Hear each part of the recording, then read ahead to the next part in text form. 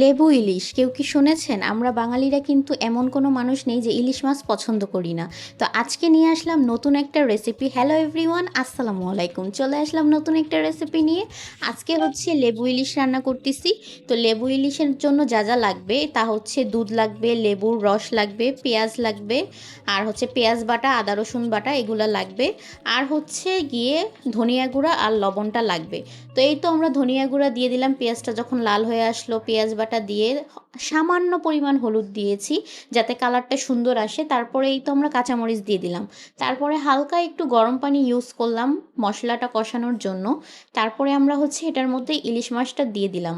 ইলিশ মাছ আমার অনেক বেশি ফেভারেট। আর এই যে রেসিপিটা, এটা আমি জানি না কে খেয়েছেন, কিন্তু আমার কাছে অনেক অনেক বেশি মজা লাগে। এটা পুরোই একটা আনকমন রেসিপি। এই তো আমরা কিন্তু এখানে দুধটা দিয়ে দিলাম। তো দুধ দেওয়ার পরে ভালো করে যখন বলক আসবে তখন এই যে লাস্ট টাইমে হচ্ছে আমরা লেবুর রসটা দিয়ে দিলাম। আপুরা, এত বেশি মজা! যদি তোমরা রান্না না করো তোমরা বুঝতেই পারবা না, একটা আলাদা রকম টেস্ট আসে।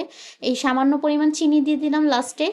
তো এই তো আমাদের রান্নাটা শেষ। তো রান্না করার সাথে সাথে আমি নিয়ে নিছি খাওয়ার জন্য, কারণ এইটা আমার মোস্ট ফেভারেট একটা ডিশ। তো এই তো নিয়ে নিলাম। তো অনেক অনেক বেশি মজা হয়েছে, একটু ট্রাই করবা। আসসালাম।